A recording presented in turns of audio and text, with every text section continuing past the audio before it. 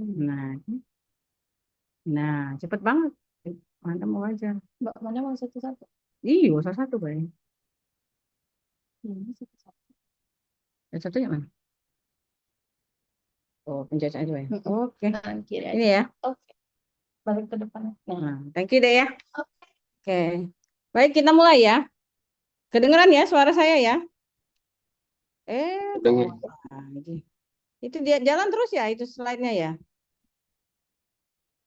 Iya, Waduh, dia nggak mau ini ya. Nah, kalau kayak gini aja lah ya. Tampil nggak di sana? Tampil ya. tampil. Oke. Kita masuk ke pengantar keterampilan penyuluhan. Udah tahu belum dari sebelum-sebelumnya kakak tingkatnya? Kalau untuk di PHE berarti skill lab kita adalah nanti kamu akan melakukan skill lab tentang penyuluhan. Makanya ini saya masuk di pengantar ya. Pengantar keterampilan penyuluhan.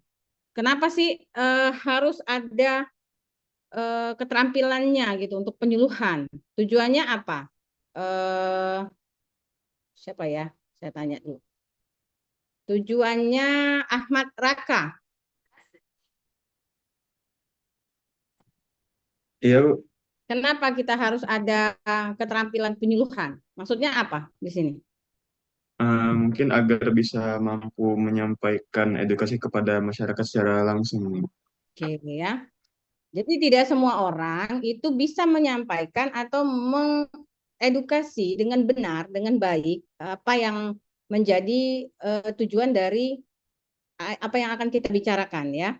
Nah, di sini kita akan mempelajari pengantarnya, bagaimana sih penyuluhan yang baik itu seperti apa gitu ya, kepada siapa, sasarannya di mana gitu ya.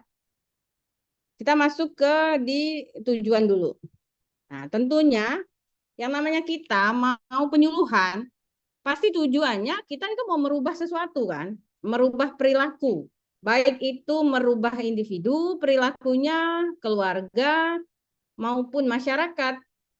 Jadi kita itu bukan hanya mengedukasi satu orang, yang namanya penyuluhan itu bisa ke individu, bisa ke keluarga, bisa ke masyarakat ya. Biar dia tahu dan dia mau merubah perilakunya gitu ya. Apa sih bahayanya kalau saya berperilaku seperti ini? Apa sih eh, efeknya kalau saya nanti melakukan ini gitu. Mereka harus tahu. Jadi itulah tujuan kita melakukan penyuluhan ya. Jadi tercapainya perubahan perilaku baik itu dari individu, keluarga, masyarakat, terus juga bisa membina dan memelihara perilaku sehat dan juga lingkungan sehat, serta berperan aktif dalam upaya mewujudkan derajat kesehatan yang optimal ya. Siapa saja sasarannya? Nah, tentunya sasarannya itu ada yang namanya kelompok kelompok umum. Itu kita bisa di pedesaan, bisa juga di perkotaan ya.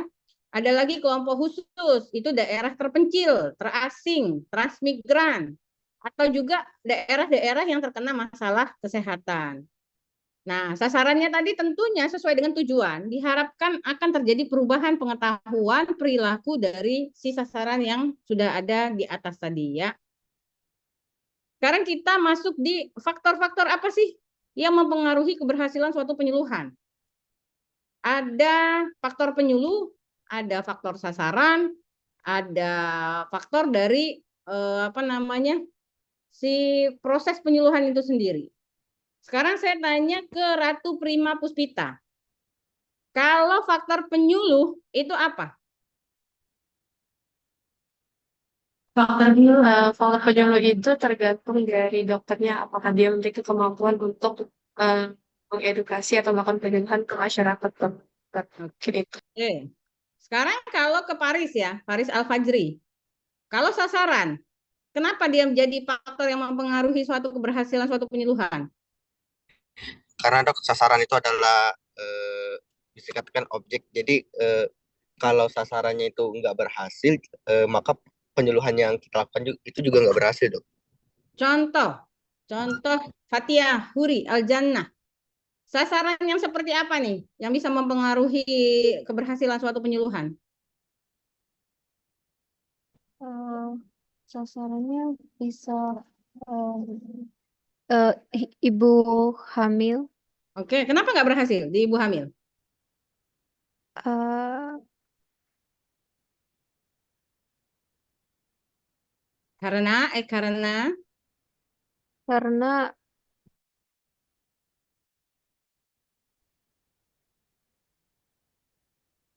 karena apa? Puan deh, Puan Rahmi, Hairani,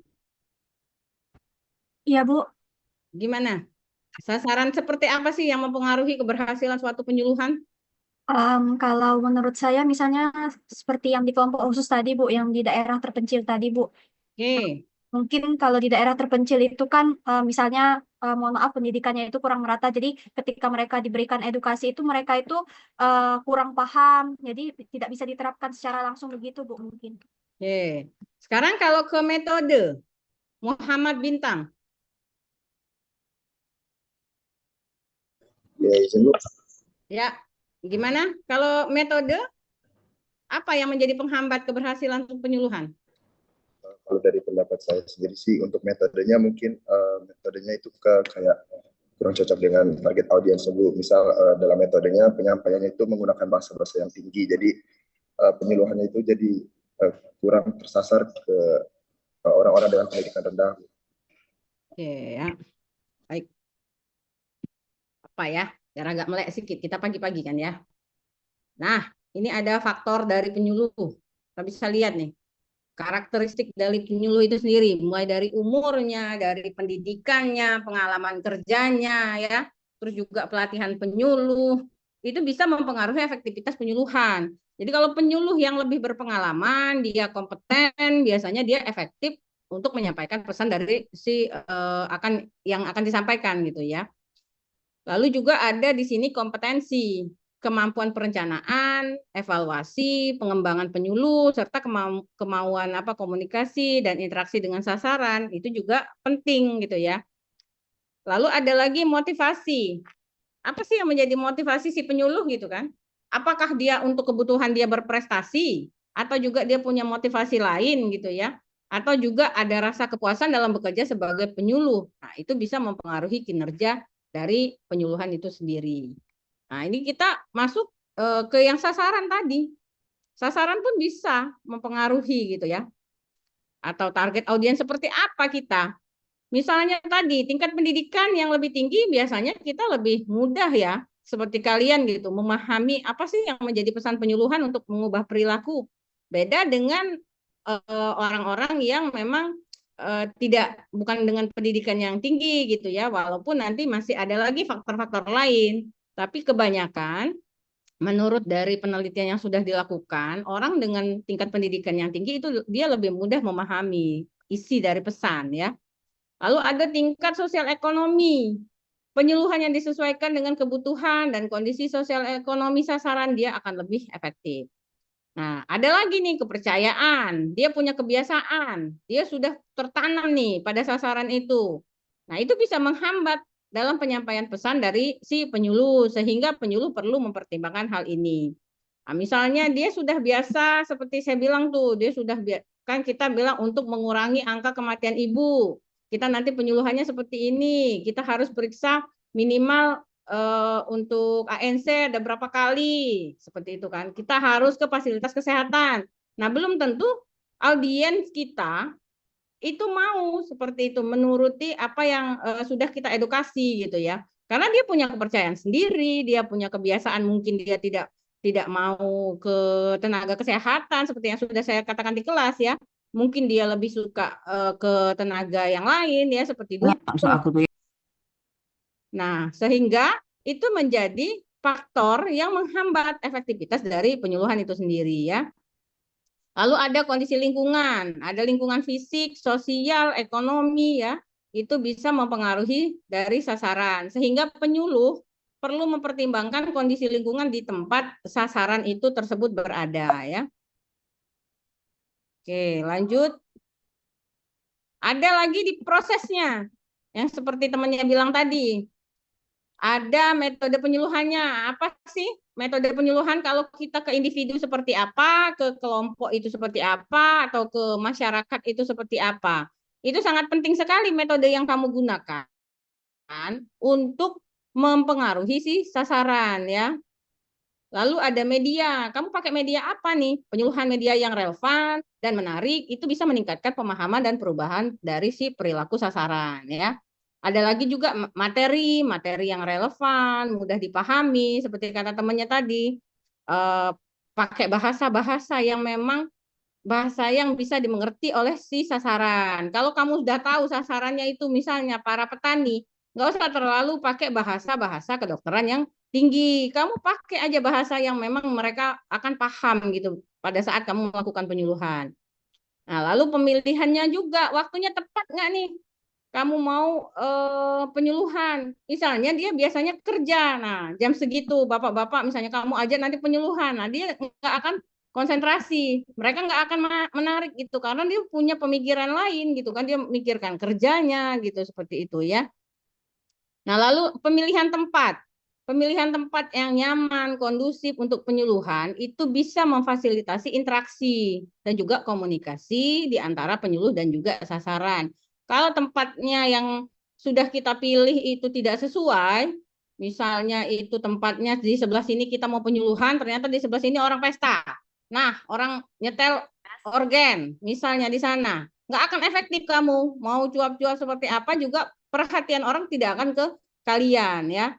Ada yang lebih mereka akan dengarkan dibandingkan kita gitu. Jadi sangat penting sekali ya pada saat proses penyuluhan yang akan kalian lakukan itu. Sekarang mungkin belum kebayang karena kalian belum melakukan penelitian. Coba nanti sudah tamat, kamu jadi kakak-kakak kayak kakak-kakak koas. Nah, itu sudah begitu saat kamu turun ke lapangan, kamu ke puskesmas misalnya. Nah, itu kamu bisa melihat sebenarnya kamu itu berkompeten atau enggak mengedukasi di masyarakat gitu ya.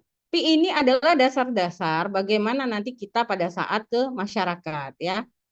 Walaupun ini juga menjadi dasar komunikasi kita juga kepada individu kalau pada saat nanti kita melakukan praktek kedokteran ya. Lalu ini ada kebijakan dan strategi. Penyuluhan kesehatan merupakan bagian integral dengan fungsi sebagai katalisator dari setiap program kesehatan. Saya tanya ke Valia, Nur Alifa. Apa maksudnya di sini sebagai katalisator? Izin menjawab, dokter. Mungkin penyuluhan kesehatan ini bisa mempercepat dari tercapainya target dari program kesehatan. Apa? Saya kurang jelas ya. Maksudnya di sini sebagai apa? Izin dokter, terdengar jelas tidak? Suaranya agak nggak jelas ya. Amirah aja deh. Coba Amirah Salsa bilang. Baik dokter, izin untuk menjawab untuk katalisator dalam hal ini dia tuh sebagai yang sebagai pemulainya gitu dok mungkin ya. Jadi di setiap penyuluhan kesehatan ini mungkin bisa jadi pemula atau titik awal dari setiap program kesehatan gitu dok. Oke. Bentar ya.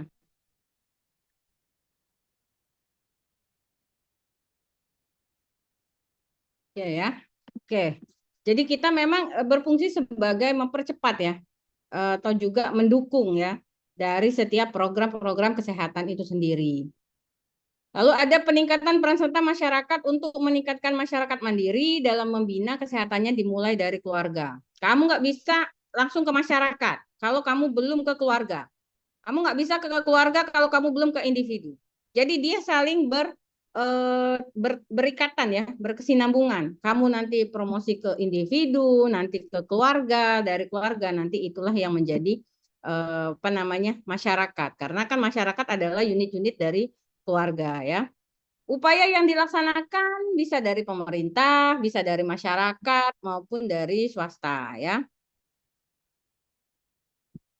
Nah, lalu di sini Puskesmas sebagai pusat pengembangan dan pembinaan kesadaran dan juga apa namanya bidang kesehatan ya. Pengembangan tugas bagi petugas kesehatan masyarakat dengan sikap partisipatif dan juga aspek pencegahan dan preventif. Nadia Piresta. Apa beda preventif dan promotif?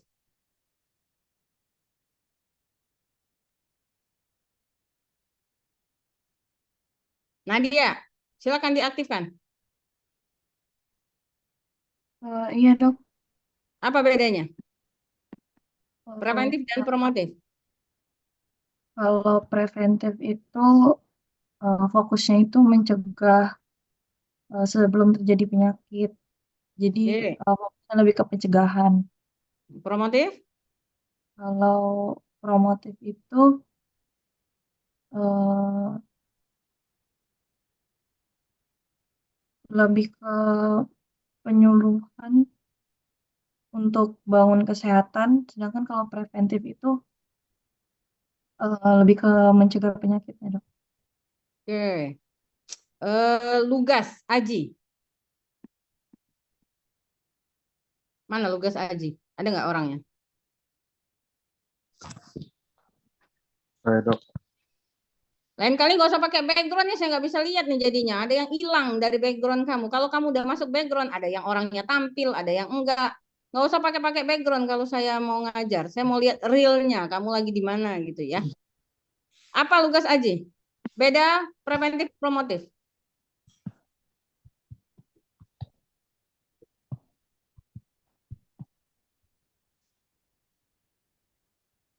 Kalau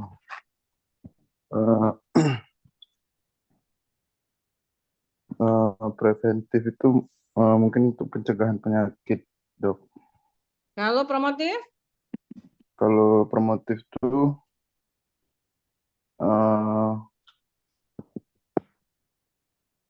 kayak mungkin eh, meningkatkan kesehatan masyarakat itu secara umum. Eh, tapi belum tentu untuk orang itu yang sakit, dok. Kayak Oke. untuk memberikan perilaku hidup sehat itu, dok. Oke. Sekarang saya tanya Nyimas, Sabita. Kalau untuk sasarannya apa perbedaannya antara promotif dan preventif? Ingin menjawab dok, kalau untuk preventif itu kurang lebih sasarannya itu untuk mencegah sama dok, untuk mencegah timbulnya penyakit atau gangguan kesehatan. Kalau promotif itu untuk meningkatkan derajat kesehatannya dok. Sasarannya sih yang mana?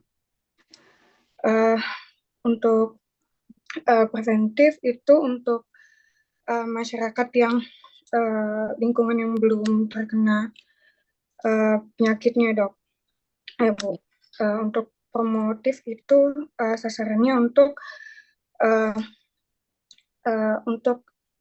masyarakat yang lebih butuh edukasi. Ya. Jadi gini ya, kita tuh yang namanya ada punya promotif, nanti ada yang dinamakan preventif. Yang namanya promotif tentu dia bersifat promosi. Promosi itu bisa dilakukan pada masyarakat luas.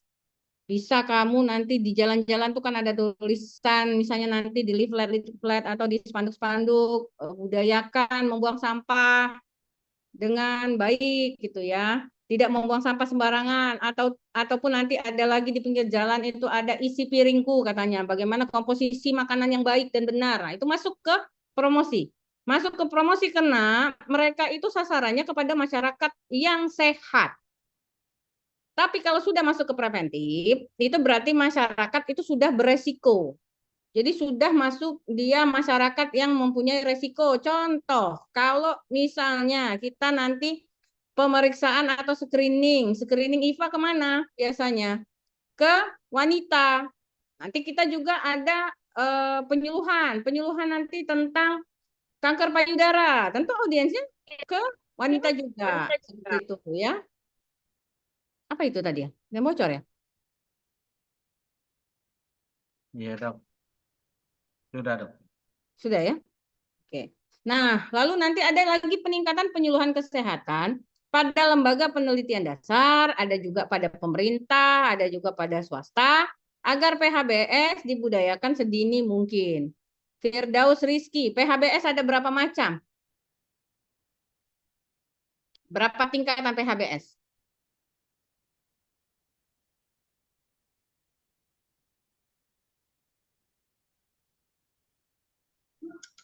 Izin menjawab, Ibu, dari apa yang Suara dikit. izin menjawab, Ibu, dari apa yang saya tahu, PHBS itu ada 5 tingkatan. Apa aja?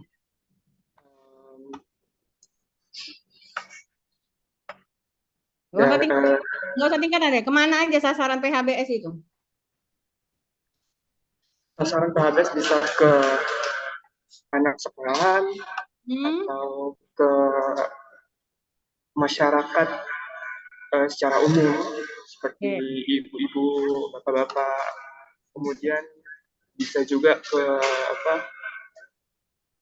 orang-orang yang bekerja gitu kan. Ya. Jadi kalau yang namanya PHBS itu dia penting ya. Beberapa sasarannya itu tentunya bukan hanya ke individu saja, tapi juga ada PHBS keluarga, ada PHBS yang akan ke masyarakat. Ada lagi nanti dia sasaran khususnya adalah anak-anak dan remaja, ibu hamil, ibu menyusui gitu ya. Lalu juga lansia, tentu sangat penting juga nih untuk lansia ya, karena kita kan mau meningkatkan kualitas hidupnya. Nah, jadi dia harus juga tetap berperilaku yang hidup bersih dan juga sehat ya. Ada lagi sasarannya kepada masyarakat di daerah yang tertinggal tadi ya. Lalu kalau sekarang itu sudah PHBS sudah ada beberapa, sudah ada di mana-mana ya, ada di sekolah, kita ada di tempat kerja, juga ada di komunitas-komunitas seperti di perkantoran ya. Nah, ini pelaksanaan kegiatan penyuluhan. Ada juga penyuluhan institusi, bisa tidak langsung dengan cara memberi keteladanan atau contoh, ataupun secara langsung dialog misalnya ya, diperiksa dengan keluarga ataupun juga pasien itu sendiri. Nah, lalu nanti ada penyuluhan di masyarakat tentunya dengan pendekatan yang edukatif, dengan tahapan ada pertemuan dulu nih, pertemuan di tingkat desa atau tingkat kecamatan, lalu melaksanakan survei mawas diri ya. Nah, lalu barulah kita lakukan pendekatan edukatif, ada perencanaan di sana. Apa sih yang mau kita rencanakan dari penyuluhan ini?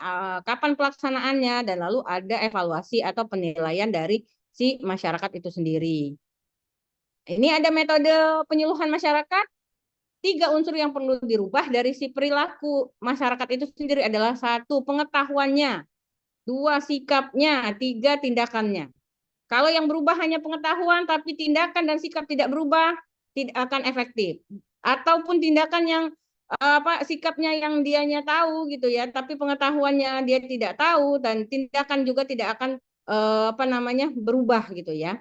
Jadi semuanya harus terkait dari 3 unsur ini.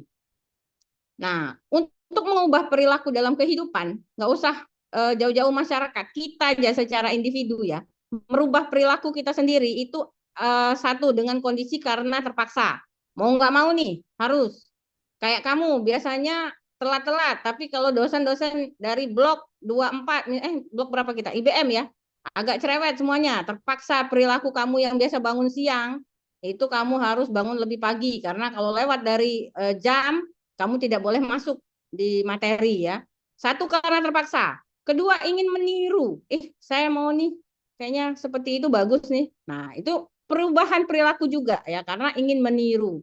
Nah, yang lebih bagus itu karena memang benar-benar menghayati. Kita tahu, oh kita nih memang berubahnya karena kita bukan karena terpaksa, bukan karena meniru, tapi memang kita karena tahu, oh itu memang lebih bagus gitu untuk dilakukan ya, seperti itu. Metode yang dapat mengubah perilaku bisa dari mengubah pengetahuan, bisa dari ceramah, kuliah, presentasi, wisata karya, curah pendapat, ada seminar gitu ya, studi kasus, kalian misalnya ada tugas baca kah, ada simposium, ada panel, konferensi. Untuk sikap itu tidak cukup dengan ceramah saja, biasanya udah lewat aja, udah pengetahuan aja itu. Nah, kalau untuk merubah sikap berarti ada diskusi di sana, diskusi kelompok kah, bisa dengan tanya jawab kah, atau role play, ada pemutaran film di sana, ada video dan juga ada tape recorder dan juga simulasi ya. Lalu ada merubah tindakan. latihan sendiri bisa, ada bengkel kerja bisa, ada demonstrasi bisa, ataupun dengan eksperimen ya. Jadi ini adalah metode yang dapat mengubah perilaku. Teknik penyuluhan kesehatan masyarakat ceramah. Nah, tentunya kita menjelaskan ide pengertian pesan secara lisan kepada kelompok pendengar dengan diskusi tanya jawab yang dibantu dengan alat peraga. Cut Kaila Salsabila. Kenapa kita harus pakai alat peraga di saat kita melakukan penyuluhan atau ceramah?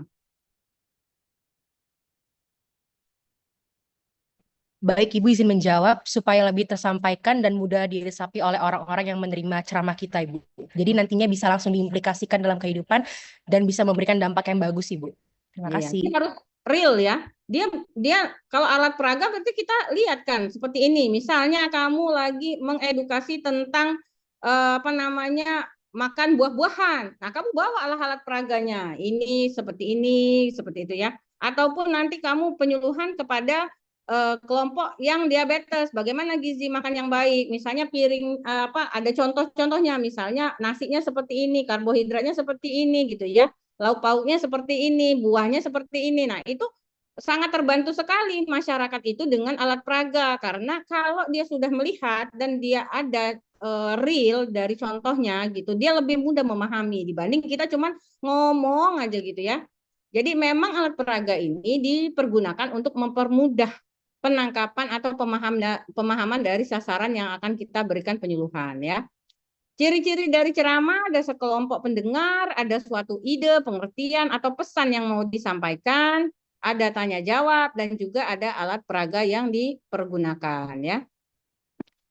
Langkah-langkah persiapan tentunya menentukan maksud dan tujuan, menentukan sasaran, mempersiapkan materi, terus juga topik yang disampaikan itu satu saja masalah, nggak usah terlalu complicated, nggak usah terlalu banyak yang akan kamu sampaikan, tapi memang dia mencapai poin yang bisa nantinya merubah masyarakat yang dari tidak tahu menjadi tahu ya.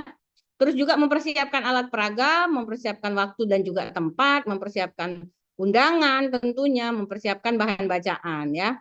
Kita biasanya bekerja sama kalau di orang puskesmas biasanya kerjasama nih dengan orang desa misalnya ya, atau di RW RT setempat untuk nanti siapa sasarannya, bagaimana nanti cara pengundangan dan lain-lain ya.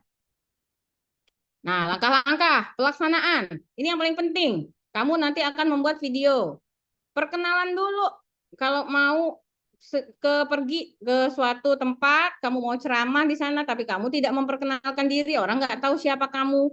Nah, jadi yang pertama, yang paling penting adalah yang pertama tuh opening perkenalan diri.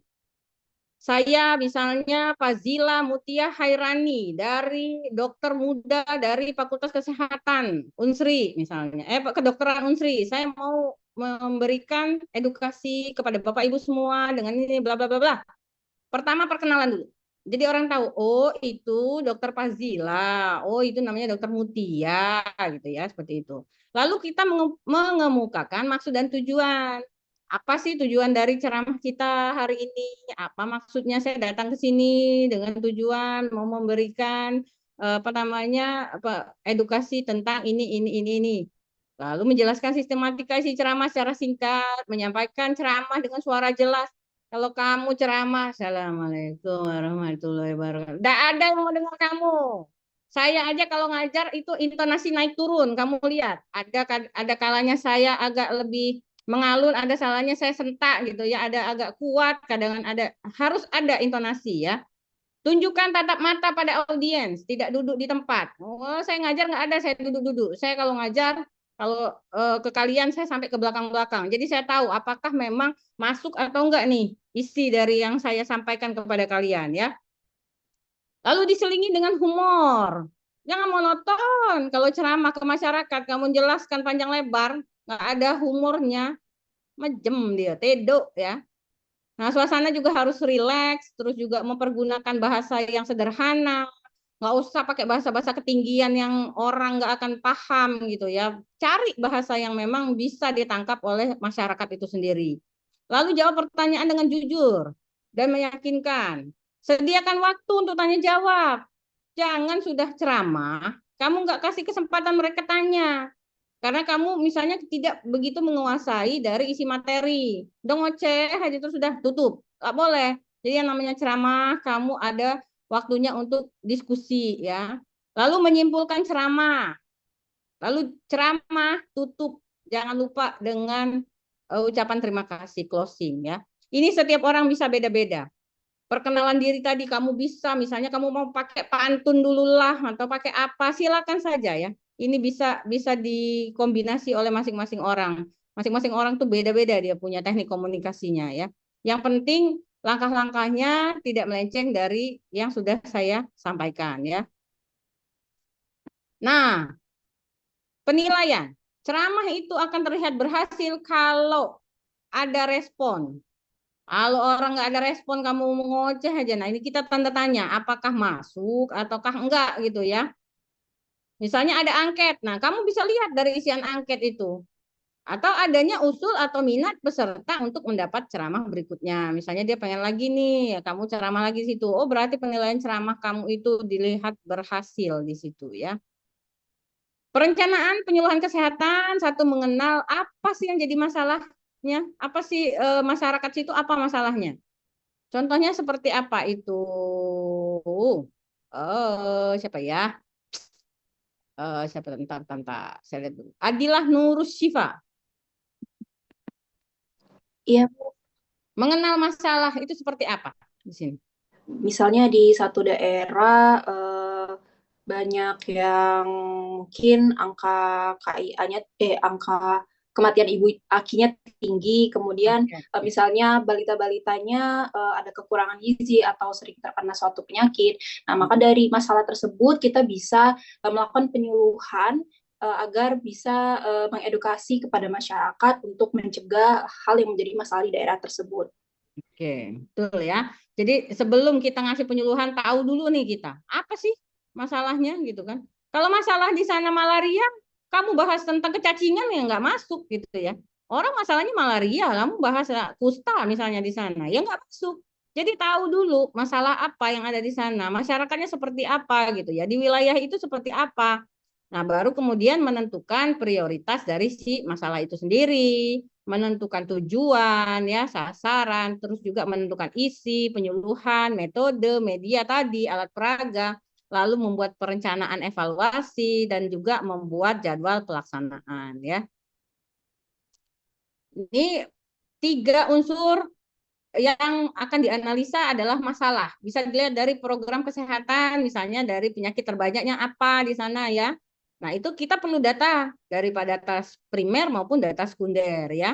Terus dari masyarakatnya yang tadi perekonomiannya bagaimana, pencariannya seperti apa ya, bahasanya bagaimana, norma, agama, kepercayaan, budaya ya. Nah, lalu wilayah, lokasinya di mana, transportasinya bagaimana, terus juga komunikasinya apa ya, apa juga di perbatasan atau di pegunungan dia atau di pantai. Jadi kita harus mengenal dulu masalah-masalah yang ada di masyarakat itu sendiri ya. Nah, lalu kita buat prioritas tadi berdasarkan dari program kesehatan, pertimbangan politis, berdasarkan sumber daya. Lalu ada tujuannya nih, tujuan apa yang akan kita peroleh? Jangka panjang kah?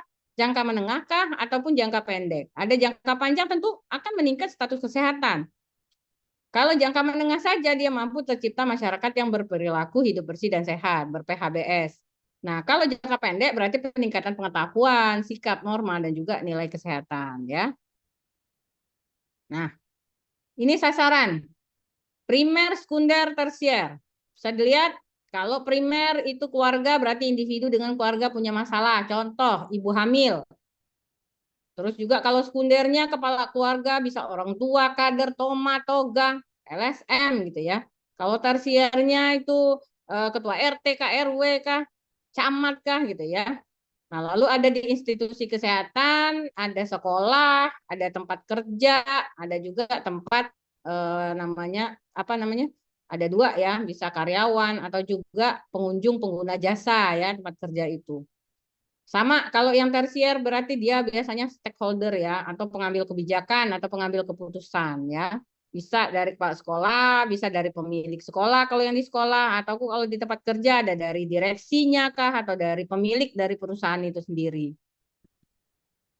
Menentukan isi sesuai dengan tujuan, sistematika, pengertian, penyebab, akibat kalau tidak ditanggulangi, cara penanggulangan, cara-cara pencegahan, ya. Nah, ini menentukan metode, tujuan untuk merubah pengetahuan, tujuannya untuk merubah sikap, tujuannya untuk merubah tindakan, tergantung dari apa yang akan menjadi kita suluh itu ya. Nah, ini alat bantu peraga. Contoh, nih, Promkes Kit. Kalau nanti kamu lihat, ini adalah alat-alat promosi kesehatan. Alat peraganya seperti ini ya. Tergantung tujuan. Materi, metode yang dipakai, metode ceramah kah, pakai leaflet kah, poster kah, booklet kah, gitu ya. Lalu ada lagi metode demonstrasi, pakai poster, leaflet, alat-alat demonstrasi. Waktu tempat, dalam perencanaan diberikan waktu dan tempat perkiraan pelaksanaan Minggu 1 bulan Februari, misalnya ya, tempatnya di Balai Desa. Nah, setelah ada kesepakatan dengan masyarakat, petugas baru ditentukan ya. Lalu ini ada rencana penilaian dan juga indikator apa sih yang dievaluasi. Nah, jadi evaluasi kegiatan penyuluhan dari jadwal, dari tempat, alat bantu peraga. Nah, nanti setelah itu ada evaluasi hasil sesuai dengan tujuan. Berhasil nggak sih? Sesuai nggak sih dengan tujuan kita? Kita kan mau meningkatkan pengetahuan nih. Nah, biasanya nanti ada kalau kita ada tekniknya untuk melihat juga keberhasilannya biasanya akan diadakan pre dan post test ya untuk melihat apakah berhasil atau tidak. Oke, nanti ini sudah selesai ya. Apa yang mau ditanyakan sebelum saya masuk ke tugas kalian yang akan di skill lab-kan nanti. Silakan kalau ada yang mau bertanya. Dari materi yang sudah saya sampaikan, apakah ada yang masih bingung ataukah sudah clear, sudah jelas semuanya Bu gitu ya. Silakan, ada nggak? Silakan diaktifkan saja langsung audionya kalau ada yang mau bertanya. Kalau enggak, kita langsung ke tugas kalian nanti ya, untuk di skill lab ya. Enggak ada ya? Oke, masuk ke tugas ya. Mahasiswa wajib membuat video yang berisi materi penyuluhan yang akan kalian presentasikan pada saat skill lab. Tiap mahasiswa dalam satu kelompok masing-masing pilih satu judul di bawah ini. Judul tidak boleh sama dalam satu kelompok. Ya, ini durasinya 7 sampai 10 menit. Jangan kurang dari 7 ya, nilainya juga kurang. Dengan kualitas 4K, jangan yang burem-burem itu. Kamu video TikTok lihai, video di IG buat terus, tapi video penyuluhan kamu nggak pandai, itu nggak ini ya. Jadi silakanlah membuat video masing-masing kalian dengan judul ini. Ya, ada thalassemia, ini ada prediabetes, ada schizofren, ada kecacingan ya. Ada ulkus diabetikum, ada cedera kaustik basal, sampai ke NPD. Ini yang sesi 1. Nah, ini yang sesi 2. Beda. Saya nggak mau lagi seperti kamu kemarin, ketahuan, kedapatan skill lab PHA dikirim sama temennya. Kalau ketahuan di PHE skill lab, ini karena kami penanggung jawabnya, nggak ada nilai langsung untuk skill lab ya. Jangan coba-coba. Kemarin saya udah dapat ada beberapa Ibu Agita dapat, Ibu Ica dapat ya, semuanya itu dikirim sama teman yang sesi 1. Nah, saya nggak mau kalau di sesi 2 ada yang kayak gitu, tapi itu sudah saya bedakan di sesi 1 dan sesi 2 ya. Silakan dikerjakan, nanti kamu jadwal skill lab-nya akan dipresentasikan ini ya. Buatlah videonya. Oke, ada yang mau ditanyakan?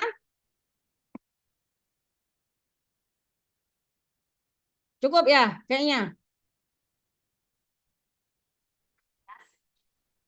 Kalau sudah, saya kirim dulu ya. Kak Indra?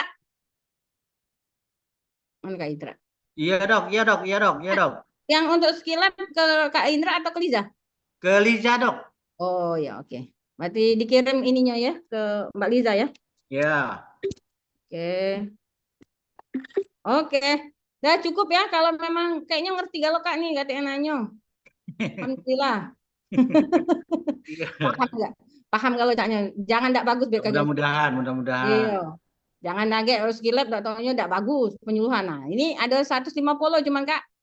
Budaknya nih yang dah hadir hari ini dicoret baik ya. Iya dok, ya. Oke Ini keluar Kak. masuk dok sinyalnya dok. Iya Kak Iya, Duduk. memang sinyalnya dok, bukan keluar masuk. Oke. Ini tadi ada sampai 57 tadi. Oke. Turun lagi. Oh, sudah ada tadi ya? Sudah Ya, lengkap. Oke Kak. ya. Oke. Kalau nggak ada lagi yang mau ditanyakan, saya akhiri kuliah kita hari ini ya. Jangan jelek pada saat skill lab. Jangan malu-maluin ya. Sudah dapat pengantarnya. Jadi itu saja. Assalamualaikum warahmatullahi wabarakatuh. Terima kasih dokter. Terima kasih Bu. Terima kasih Bu.